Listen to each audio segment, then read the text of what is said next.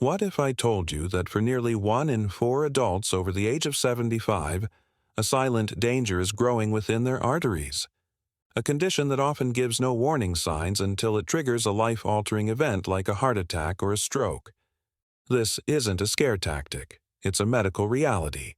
But it is also a reality that you have the power to change. Hello, I'm Dr. Robert Clark.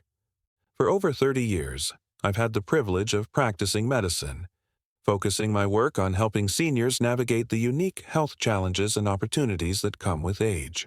I've seen firsthand the devastating impact of heart disease, but more importantly, I've seen the incredible power of prevention and early detection. And that's exactly what we're going to talk about today: coronary artery disease, or CAID. We're going to strip away the complex medical jargon and talk about what's really happening inside your body, which screening tests are absolutely essential, and the practical, powerful steps you can take, starting this afternoon, to protect the most important muscle you have. Let me tell you about a patient of mine, Arthur. He was a retired history teacher, sharp as a tack, who spent most of his days in his beloved garden. He came to see me complaining that he was getting unusually tired and out of breath while weeding. He chuckled and said, "Doc, I guess I'm just getting old." That phrase, "just getting old," is one of the most dangerous phrases I hear in my practice. It allows us to dismiss critical warning signs from our bodies. Arthur's fatigue wasn't just about age, it was his heart struggling to pump blood through arteries that were becoming progressively narrower. His story, thankfully, has a positive ending because we caught it in time, but it serves as a powerful reminder that we must listen to our bodies. Have you ever found yourself getting winded doing something that used to be easy, like carrying groceries or walking up a flight of stairs, and just brushed it off? To understand what was happening to Arthur, I want you to think of the arteries around your heart like the plumbing in an old house. When the house is new, the pipes are clean and wide and water flows through effortlessly. But over many years, mineral deposits and gunk can build up, narrowing the pipes. This is exactly what happens in our arteries. This buildup, which we call plaque, is a sticky mixture of cholesterol, fat, calcium, and other substances. The process is called atherosclerosis, and for most people it begins silently in their 20s or 30s and progresses over decades. As we age, our arteries naturally become a bit stiffer, and the cumulative effects of our diet, our activity levels, and our genetics all come to a head. This plaque doesn't just block the artery, it also causes inflammation, making the artery wall brittle and prone to rupture, which is what can trigger a sudden heart attack. Knowing this isn't meant to frighten you, it's meant to empower you. Understanding the process is the first step in stopping it. In the next few minutes, we'll turn this knowledge into life-saving action. So, we've established that this plaque buildup is the central villain in the story of coronary artery disease. But let's look a little closer. This isn't just random gunk. The plaque has a structure, and the reason it forms is directly related to our body's chemistry. Think of it this way. Your bloodstream is a busy highway. You have different types of vehicles or cholesterol particles traveling on it. You have LDL cholesterol, which you can think of as the lousy delivery trucks. When you have too many of them, or they get damaged by things like high blood pressure or high blood sugar, they tend to crash into the artery walls and spill their cargo. That cargo becomes the foundation of plaque. Then you have HDL cholesterol, the healthy cleanup crew.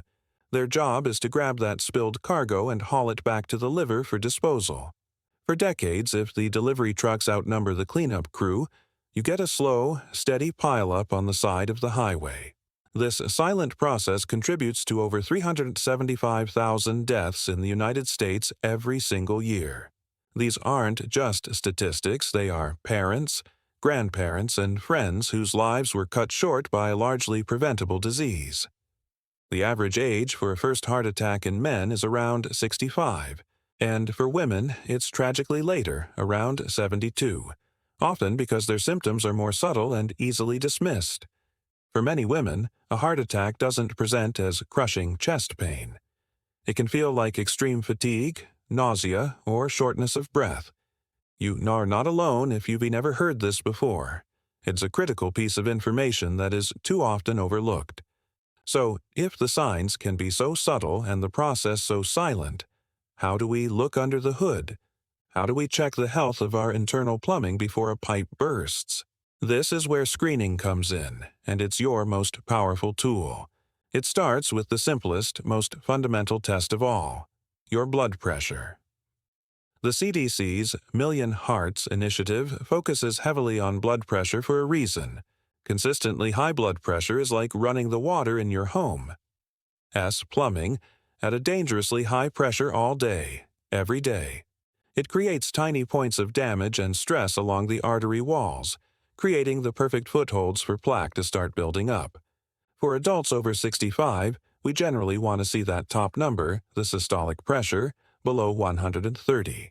I had a patient, Eleanor, a wonderful woman who felt perfectly fine, but her home readings were consistently in the 150s. She didn't feel it, but inside, that pressure was working against her every second of the day. Getting her a reliable home monitor and adjusting her medication didn't just lower a number, it likely prevented a future stroke or heart attack. Do you know your numbers?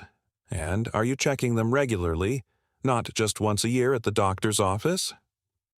The second essential test is your cholesterol, or what we call a lipid profile. This is the test that tells us about those delivery trucks and the cleanup crew. It measures your total cholesterol, your LDL, your HDL, and another type of fat called triglycerides. For years, we were focused almost solely on the total number, but now we know it's the ratio that truly matters. We want to see low numbers for LDL and high numbers for HDL. Your doctor will look at these results in the context of your overall health to determine your risk. For most of my senior patients, I recommend getting this checked at least once a year or more frequently if we are actively managing it. These first two tests, blood pressure and cholesterol, are the bedrock of heart disease prevention.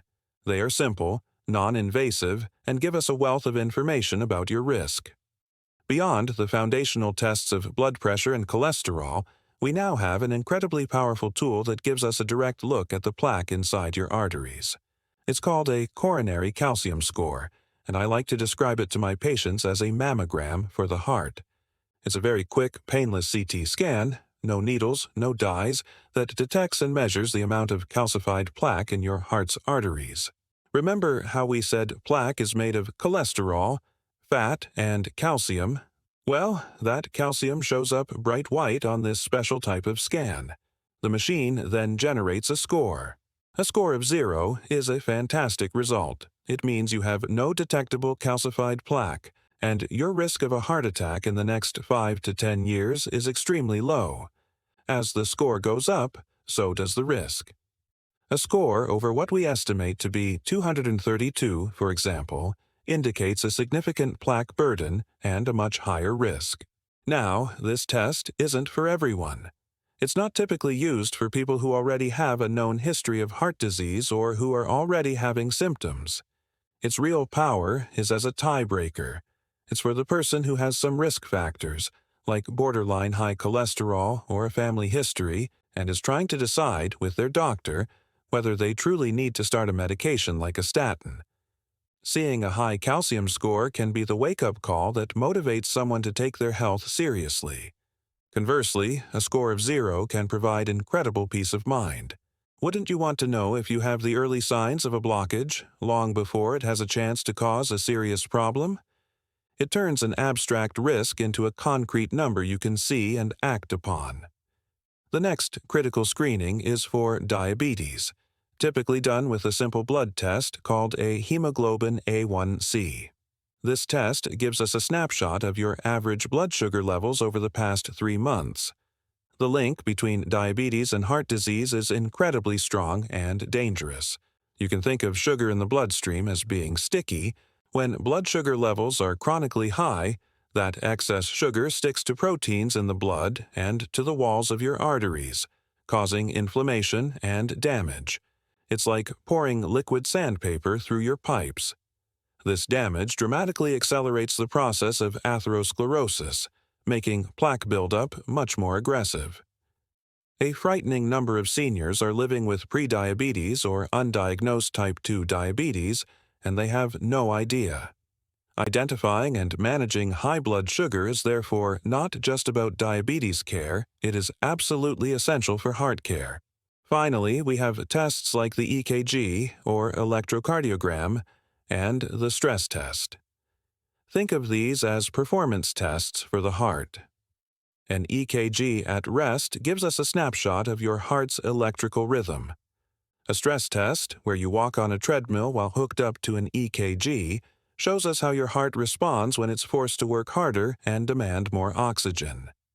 These are important diagnostic tools, but they are typically used when a patient is already experiencing symptoms like chest pain or shortness of breath. The entire goal of everything we've discussed so far, managing blood pressure, cholesterol, and blood sugar, and using a calcium score to assess risk, is to catch the disease process early, so you hopefully never need a stress test. Now, getting these numbers is one thing, but what do we do with them? This is where the hope lies. This is where you take back control from the disease. Knowledge is power, but only when it's put into action. Knowing your numbers from these screenings is the first step, and the second, more important step, is a commitment to a heart-healthy lifestyle. And I want to be crystal clear, it is never too late to start. The changes you make in your 60s, 70s, and 80s can have a profound and immediate impact on your health and quality of life. Let's start with that cholesterol number. If your LDL, the lousy cholesterol, is high, the conversation will likely turn to statin medications. I know there's a lot of fear and misinformation out there about statins. Let me say this as plainly as I can. For the right patient, statins are one of the most effective, life-saving medications we have. They work by reducing your liver's production of cholesterol, which lowers the amount of LDL circulating in your blood. But this is a deeply personal decision, one you must make in partnership with a doctor who listens to you.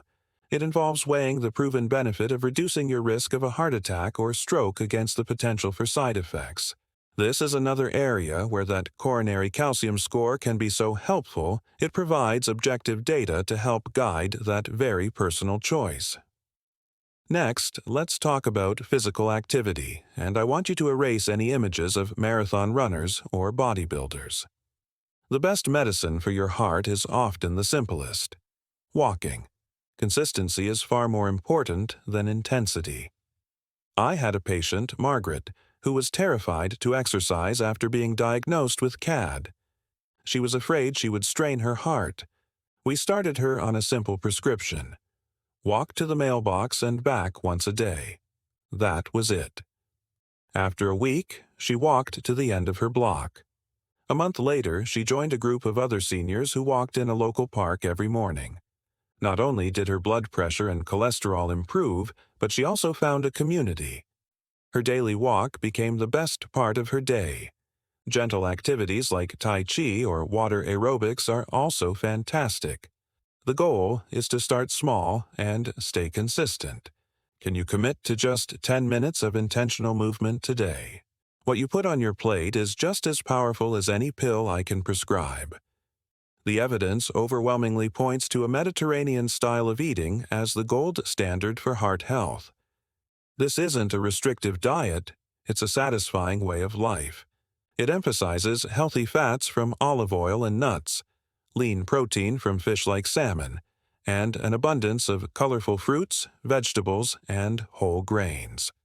Think about simple swaps. Can you use olive oil instead of butter for cooking this week? Can you swap one red meat meal for a piece of baked salmon? Foods like oatmeal, berries, and leafy greens are true superstars. Oatmeal contains a special type of soluble fiber that acts like a sponge, soaking up cholesterol in your digestive system and removing it from your body. Berries are packed with antioxidants that fight inflammation. My challenge to you is this: can you add just one new heart-healthy food to your diet every day this week? Finally, let's talk about something incredibly important but often overlooked: medication adherence. The best medication in the world is useless if it stays in the bottle. I understand that managing multiple prescriptions can be confusing and overwhelming. This is where simple tools make a world of difference. A 7-day pill organizer costs a few dollars and can prevent a dangerous mistake. Setting a daily alarm on your phone can provide a helpful nudge. Don't be afraid to involve a family member or caregiver. It's not a sign of weakness, it's a smart strategy for staying healthy. If you are struggling with your medication routine, whether it's due to cost, side effects, or just forgetting, you must be honest with your doctor. We can't help you solve a problem we don't know exists.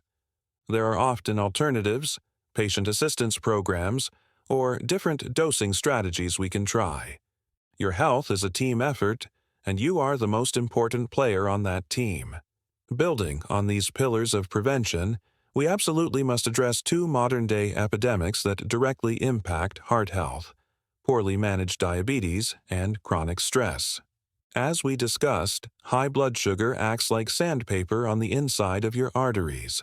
For seniors, blood sugar targets may be slightly more flexible than for a younger person, focusing on avoiding both dangerously high and dangerously low readings.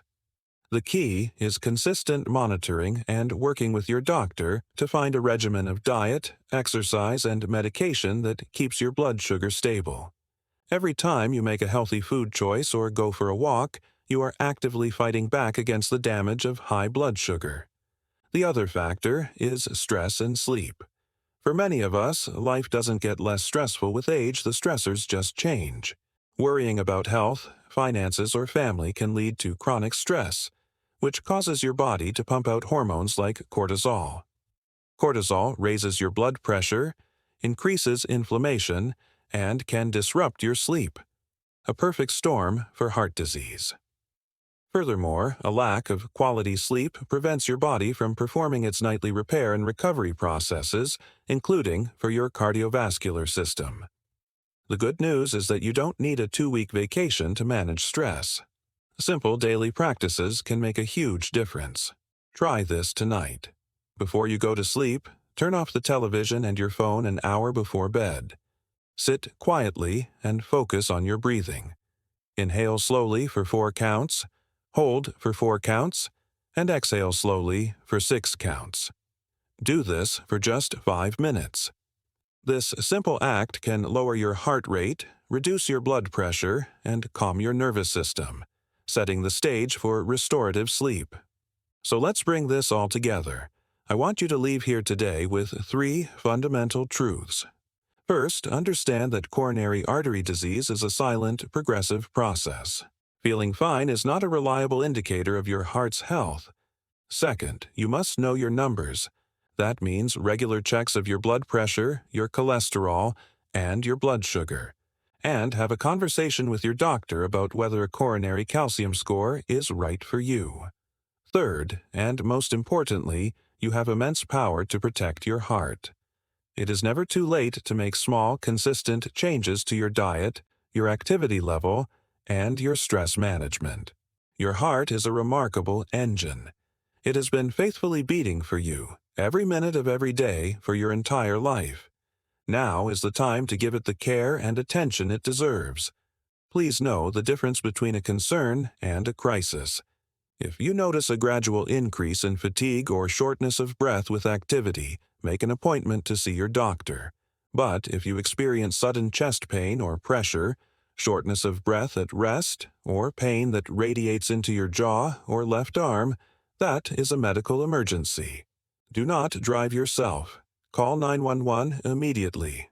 Your health journey is just that, a journey, and you don't have to walk it alone. If this information was helpful, I encourage you to subscribe to this channel, where we will continue to provide clear, evidence-based health advice designed specifically for you. Please share this video with a friend, a spouse, or a family member you care about. A simple conversation can, and does, save lives. What is the one small step you will take for your heart health this week? Let me know in the comments below. In our next video, we're going to tackle a very popular and often confusing topic: clearing arteries naturally. We'll separate the proven science from the dangerous myths to show you what really works. Thank you for your time today. Be well and take care of that heart.